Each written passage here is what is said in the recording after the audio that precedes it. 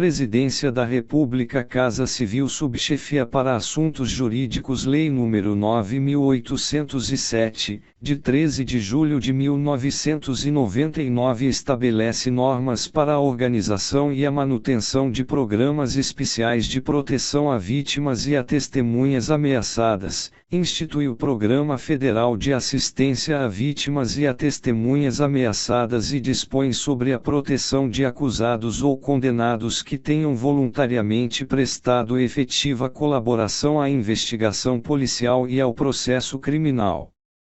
O Presidente da República faço saber que o Congresso Nacional decreta e eu sanciono a seguinte lei, capítulo I da Proteção Especial a Vítimas e a Testemunhas. Art. 1º. As medidas de proteção requeridas por vítimas ou por testemunhas de crimes que estejam coagidas ou expostas a grave ameaça em razão de colaborarem com a investigação ou processo criminal serão prestadas pela União, pelos Estados e pelo Distrito Federal, no âmbito das respectivas competências, na forma de programas especiais, organizados com base nas disposições desta lei. Primeiro, a União, os Estados e o Distrito Federal poderão celebrar convênios, acordos, ajustes ou termos de parceria entre si ou com entidades não governamentais objetivando a realização dos programas. Segundo, a supervisão e a fiscalização dos convênios, acordos, ajustes e termos de parceria de interesse da União ficarão a cargo do órgão do Ministério da Justiça com atribuições para a execução da política de direitos humanos. Art. 2º. A proteção concedida pelos programas e as medidas dela decorrentes levarão em conta a gravidade da coação ou da ameaça à integridade física ou psicológica, a dificuldade de preveni-las ou reprimi-las pelos meios convencionais e a sua importância para a produção da prova. Primeiro, a proteção poderá ser dirigida ou estendida ao cônjuge ou companheiro, ascendentes, descendentes e dependentes que tenham convivência habitual com a vítima ou testemunha, conforme o especificamente necessário em cada caso. Segundo, estão excluídos da proteção os indivíduos cuja personalidade ou conduta seja incompatível com as restrições de comportamento exigidas pelo programa, os condenados que estejam cumprindo pena e os indiciados ou acusados sob prisão cautelar em qualquer de suas modalidades. Tal exclusão não trará prejuízo à eventual prestação de medidas de preservação da integridade física desses indivíduos por parte dos órgãos de segurança pública. Terceiro, o ingresso no programa, as restrições de segurança e demais medidas por ele adotadas terão sempre a anuência da pessoa protegida, ou de seu representante legal. Quarto, após ingressar no programa, o protegido ficará obrigado ao cumprimento das normas por ele prescritas.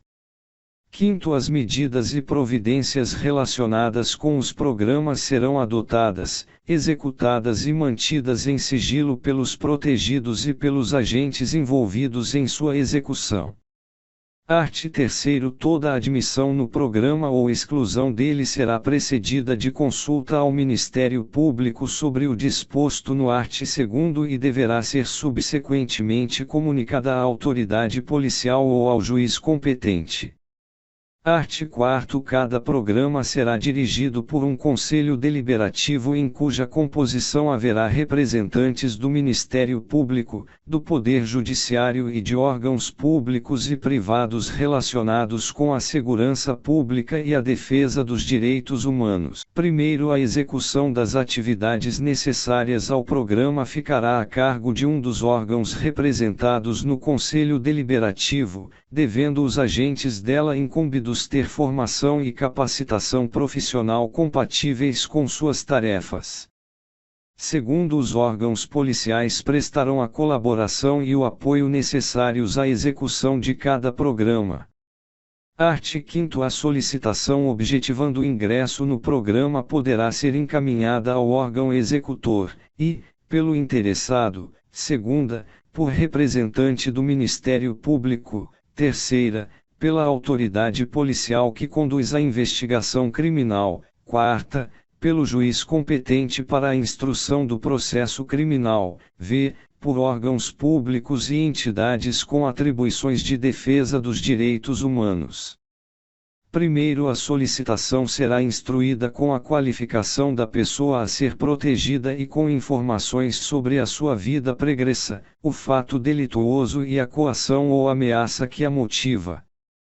Segundo, para fins de instrução do pedido, o órgão executor poderá solicitar, com a aquiescência do interessado, documentos ou informações comprobatórios de sua identidade, estado civil, situação profissional, patrimônio e grau de instrução, e da pendência de obrigações civis, administrativas, fiscais, financeiras ou penais. Segunda, exames ou pareceres técnicos sobre a sua personalidade, estado físico ou psicológico.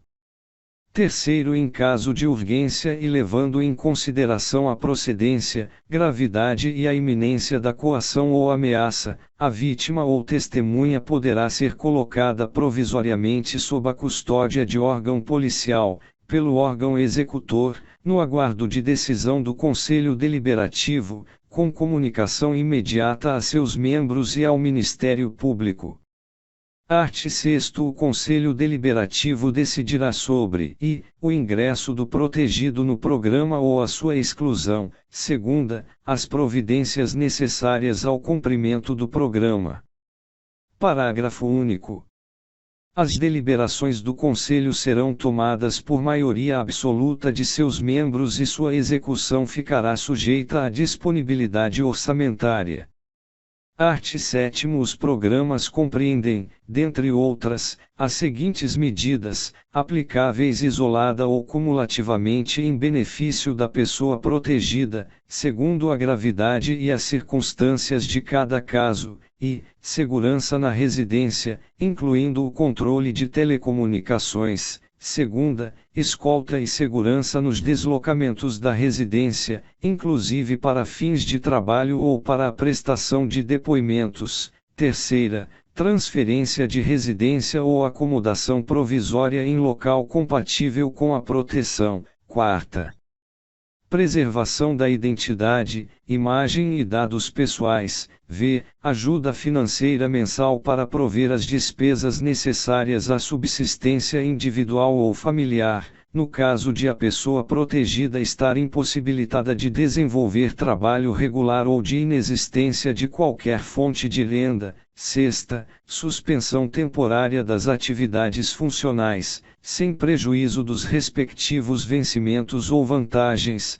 quando servidor público ou militar. Sétima, apoio e assistência social, médica e psicológica. Oitava, sigilo.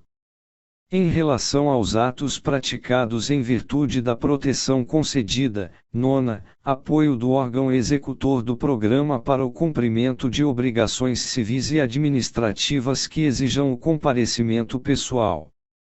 Parágrafo único. A ajuda financeira mensal terá um teto fixado pelo Conselho Deliberativo no início de cada exercício financeiro. Art. 8º. Quando entender necessário, poderá o Conselho Deliberativo solicitar ao Ministério Público que requeira ao juiz a concessão de medidas cautelares direta ou indiretamente relacionadas com a eficácia da proteção. Art. 9. Em casos excepcionais e considerando as características e gravidade da coação ou ameaça, poderá o Conselho Deliberativo encaminhar requerimento da pessoa protegida ao juiz competente para registros públicos objetivando a alteração de nome completo.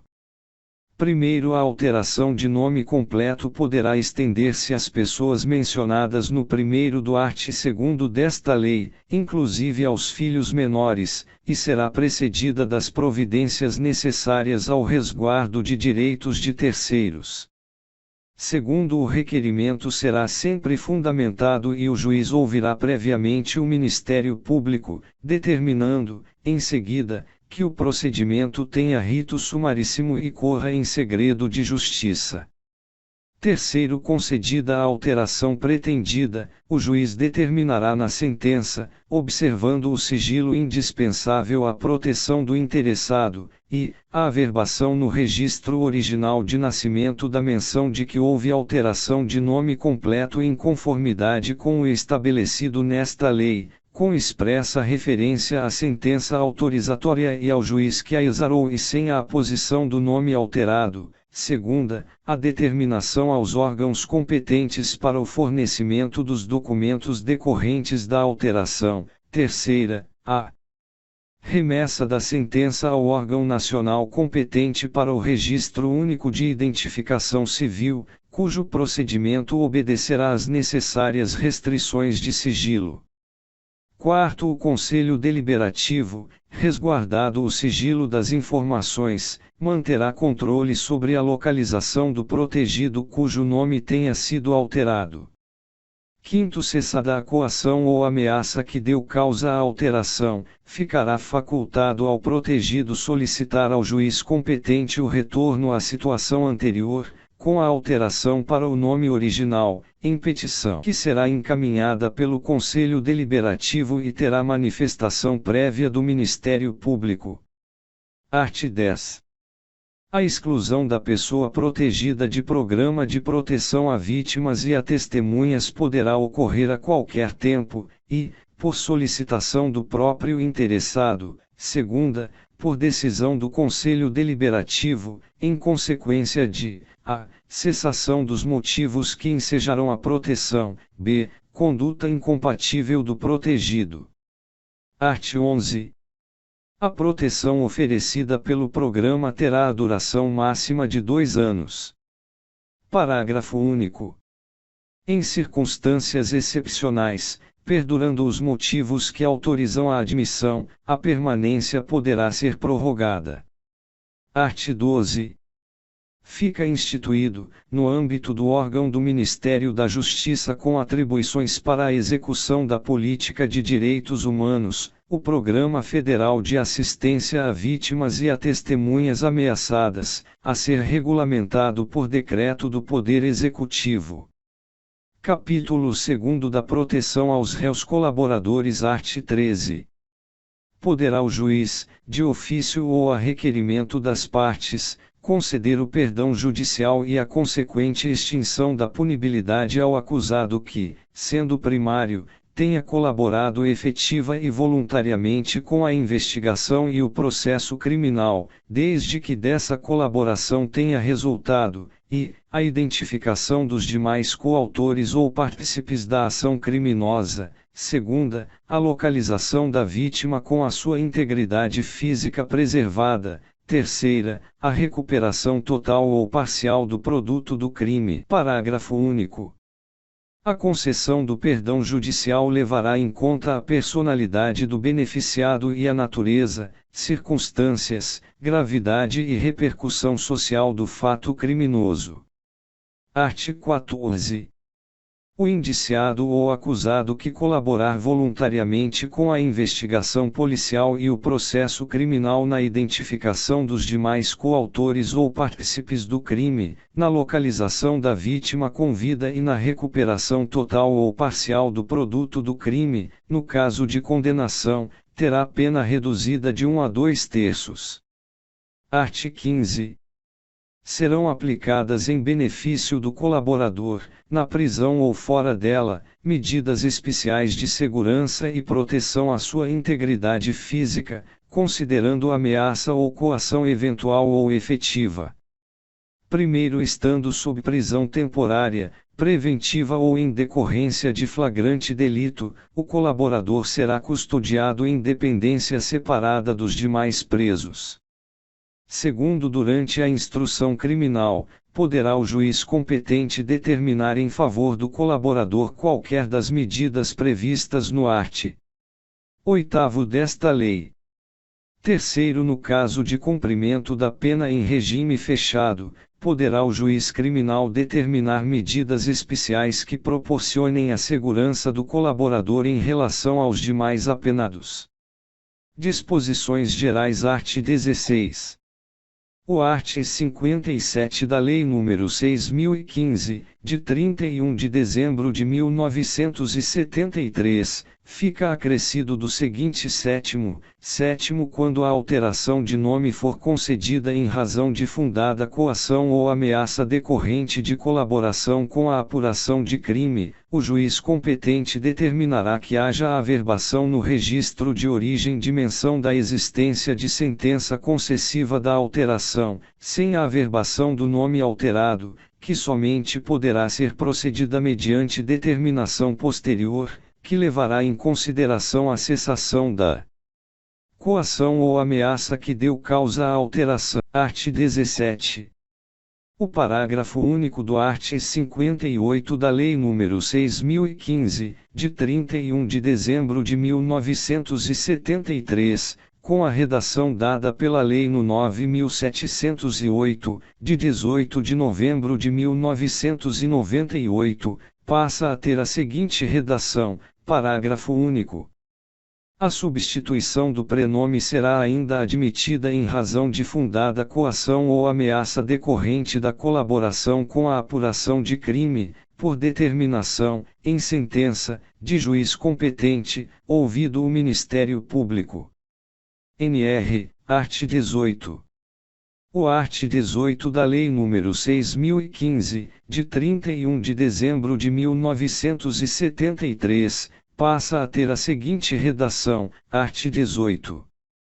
Ressalvado o disposto nos arts. 45, 57, 7º e 95, parágrafo único, a certidão será lavrada independentemente de despacho judicial, devendo mencionar o livro de registro ou o documento arquivado no cartório. NR, art. 19. A União poderá utilizar estabelecimentos especialmente destinados ao cumprimento de pena de condenados que tenham prévia e voluntariamente prestado a colaboração de que trata esta lei. Parágrafo único. Para fins de utilização desses estabelecimentos, poderá a União celebrar convênios com os Estados e o Distrito Federal. Art. 19-E.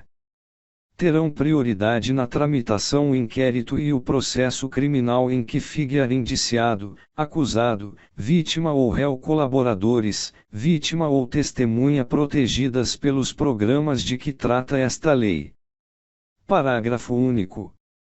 Qualquer que seja o rito processual criminal, o juiz, após a citação, tomará antecipadamente o depoimento das pessoas incluídas nos programas de proteção previstos nesta lei, devendo justificar a eventual impossibilidade de fazê-lo no caso concreto ou o possível prejuízo que a oitiva antecipada traria para a instrução criminal. Art. 20. As despesas decorrentes da aplicação desta lei, pela União, correrão à conta de dotação consignada no orçamento. Art. 21. Esta lei entra em vigor na data de sua publicação. Brasília, 13 de julho de 1999, 178º da Independência e 111º da República. Fernando Henrique Cardoso Renan Calheiros. Este texto não substitui o publicado no DOU de 14 de julho de 1999. Asterisco.